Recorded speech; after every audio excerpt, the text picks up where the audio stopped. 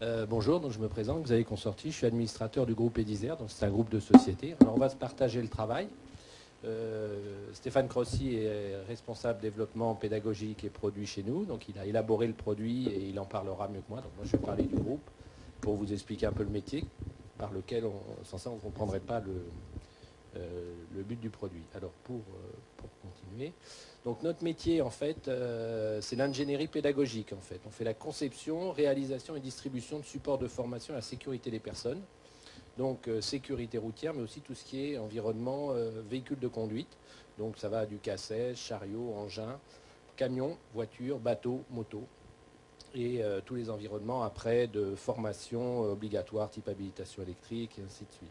Donc on a une implantation nationale, avec un siège social qui est à Montpellier, et des plateformes de travail aussi sur Marseille, et une boutique à Paris et à Strasbourg. Donc je vais faire assez vite pour essayer de lui laisser plus de temps pour pouvoir exprimer ce que l'on a fait autour du produit Nomadic Solutions. Donc Edizer a 20 ans, c'est une entreprise qui fait en fait de la fourniture pédagogique avec deux activités principales.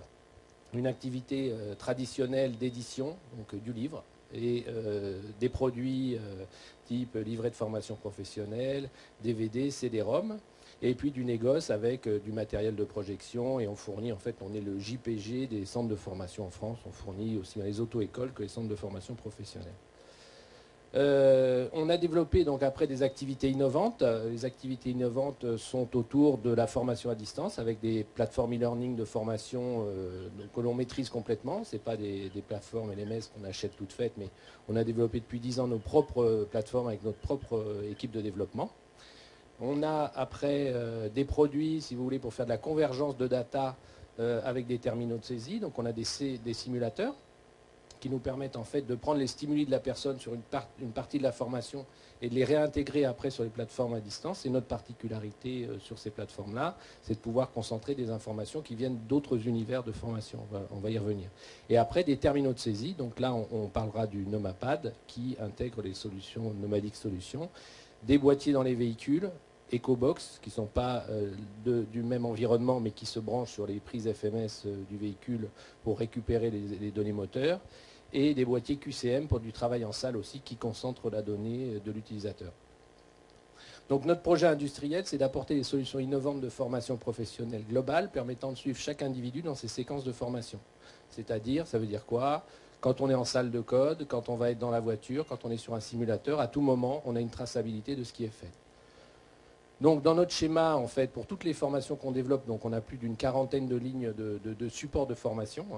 Donc on ne fait pas de formation. On dispense les outils qui permettent à nos clients de faire les formations. Donc il y a 3 étapes, on va dire, l'acquisition de connaissances, la validation des acquis et la mise en situation à risque. Donc en gros, on va travailler sur des supports, des contenus pédagogiques pour apprendre, donc des fonds pédagogiques, qui vont être soit destinés aux formateurs, soit destinés aux stagiaires avec différents types de produits. Et on va avoir le e-learning qui va permettre de faire une validation continue des acquis. Après, sur l'autre point, quand quelqu'un a appris quelque chose, il faut qu'on vérifie, qu'on certifie qu'il a bien compris ce qu'on lui a demandé. Donc là, on a des tests qui vont se passer en salle, que le formateur peut monter, agrémenter, faire fonctionner, en même temps que des cours, il peut tout faire. Et ces données-là vont être centralisées via des boîtiers, et on retrouve encore notre e-learning qui permet de faire la validation continue des acquis. Ensuite, le troisième volet pour que pour nous l'acquisition des connaissances soit véritablement complet, c'est la mise en situation à risque des personnes où on va récupérer des états d'expérience vécue et personnels, soit sur des simulateurs, soit en conduite réelle. Alors là, on va plus travailler non pas sur la connaissance et la validation de la connaissance, mais sur le stimuli. Est-ce que la personne réagit bien à un ordre donné dans un temps donné et applique-t-elle bien les acquis qu'elle a appris avant de façon, je dirais, plutôt théorique. Voilà. Donc ça nous donne en fait après une répartition par séquence de formation. Donc on va avoir une formation en salle, en ligne ou ce qu'on appelle en fait en temps déporté, c'est-à-dire que les gens vont travailler chez eux. Donc ça peut être dans un bus, on lit son livre de code ou son livre de formation, ou on peut faire son e-learning chez soi. On a de la conduite réelle avec un formateur à côté et on peut travailler sur un simulateur. Toutes ces informations-là, convergent vers ce qu'on appelle une BCD, une banque centrale de données, qui est un réceptacle qui va permettre en fait l'analyse et la prise de décision pour le formateur ou pour le centre de formation. Donc en gros, ça veut dire quoi? Ça veut dire qu'ici, voilà comment c'est concrètement, c'est plus simple en image. Comment ça se passe concrètement aujourd'hui dans les salles de code? Ça a bien évolué par rapport à ce que certains connaissent. Vous avez des boîtiers qui renvoient les résultats de chaque élève et chaque stagiaire vers la banque de données, pour quelle que soit la série de tests que la personne va regarder, qu'elle vienne de n'importe quel éditeur du marché. Vous avez une salle de code virtuelle qui permet à ce même élève de s'entraîner one-to-one chez lui, avec une progression de niveau, et qui est centralisée ici. Tous les apprentissages sur simulateur se centralisent aussi, et on récupère 4 heures de conduite, en fait, plus l'évaluation de départ. C'est-à-dire que sur une formation 20 heures, aujourd'hui, 5 heures sont faites sur simulateur, et donc déduites des 20 heures. Donc là aussi, une grosse économie de carburant pour les auto-écoles qui utilisent ce genre de principe, et donc ça peut aussi faire partie de tickets récupérateurs de carburant si on mutualise tous ces gens-là. Donc après, nous avons des systèmes embarqués puisque toutes ces données collationnées permettent de faire un profil identifié et de pouvoir former l'élève vraiment sur ses points faibles. Et c'est là que je vais laisser la parole à Stéphane Crossi. Bien, ok. Merci pour la place dans le lit. Donc je vais tenter de faire vite puisqu'il reste 3 minutes 45 pour vous présenter le dispositif. Donc le principe était relativement simple. L'idée c'était de créer un outil qui permettait de répondre à 2 problématiques. D'une part, l'auto-école qui a besoin de valoriser son travail, notamment de justifier le coût du permis de conduire, puisque vous savez que c'est un enjeu important pour la société, mais également donc forcément pour les acteurs de la formation. Et d'autre part, régler une problématique plus individuelle au niveau de la société, c'est-à-dire les personnes qui passent le permis de conduire, quand je peux passer mon permis, et avec quelle proportion, quelle possibilité que j'ai de l'obtenir dès le premier passage. Voilà. Donc ça, c'est l'enjeu du Nomapad, qui est donc un système embarqué dans les véhicules et qui va permettre en fait d'assister l'enseignant de la conduite pendant, d'une part, la partie formation et d'autre part, pendant les évaluations de la conduite qui vont se dérouler tout au long de la formation. Donc là, vous avez un exemple simplement pour vous montrer un peu comment cela se présente. Vous avez un objectif de formation et autour d'un simple objectif que l'on pourrait expliquer oralement, vous allez avoir une possibilité d'agir sur des médias, soit sur le plan mécanique, alors là on est sur de la biomécanique en fait, sur installation poste de conduite, c'est-à-dire un crash test. L'analyse de la tâche, c'est-à-dire que chaque situation de conduite va être analysée en 6 à 7 points maximum, puisque c'est d'un point de vue cognitif le maximum qu'on puisse retenir dans une séquence de formation. Donc on les a déjà largement dépassés tous les deux, là, les 7 points. La réglementation ensuite sur le sujet que l'on traite, les cas particuliers, l'accidentalité, c'est-à-dire est-ce qu'il y a des risques d'accident en fonction du thème abordé.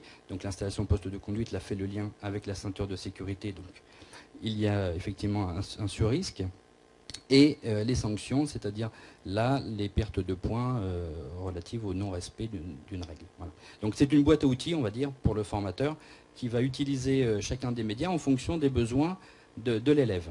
Là, vous avez un exemple d'une tâche de conduite qui est le franchissement d'une intersection où donc les différents éléments sont analysés. Alors, les séquences sont relativement brèves. On est dans une voiture école, donc on ne va pas passer son temps à l'arrêt. Et elle dure entre 40 secondes à environ 1 minute 20. Et on va expliquer, à l'aide de cette vidéo, quelle est la tâche que l'on va ensuite traiter en pratique.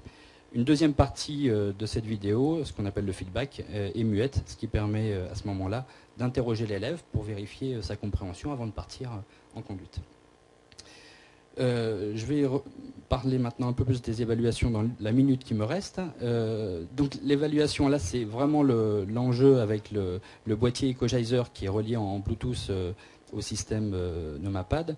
En fait, pendant que l'élève va conduire, le formateur, donc lors d'évaluation de conduite, va vérifier un certain nombre de compétences en annotant à chaque fois, si je prends l'exemple d'un départ en côte en tout début de formation lors d'une évaluation d'étape 1, est-ce que le départ en côte a été bien réalisé? Donc vous voyez qu'il y a 4 possibilités, niveau 0, 1, 2 et 3. Et à chaque fois que le formateur va cliquer sur une de ces pastilles, on va géolocaliser la pastille. L'intérêt final, parce qu'il me reste plus de temps, c'est de présenter à la fin un bilan très détaillé de l'évaluation de conduite. Là, vous voyez qu'on va retrouver l'intégralité des informations qui ont été cliquées par le formateur et qui correspondent en fait aux différentes compétences qui ont pu être évaluées pendant l'évaluation. Et en fonction de chacune des petites pastilles, on va retrouver la notation avec le niveau de la compétence. Bien évidemment, grâce au boîtier Nomadic Solutions, on va remonter les informations de consommation pendant l'évaluation, les vitesses, le temps d'évaluation. Et donc voilà, c'est un peu rapide. Et ensuite, l'apprenti conducteur va pouvoir retrouver sur une interface à la maison avec ses parents le parcours complet. Alors là, vous avez un exemple sur Google Earth du parcours qu'il a fait en évaluation, de la notation obtenue et des différents critères qui ont permis d'obtenir cette note.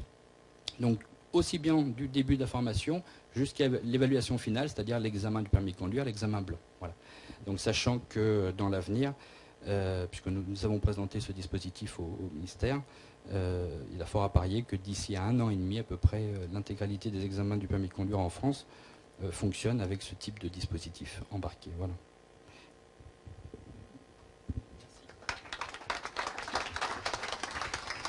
Merci beaucoup.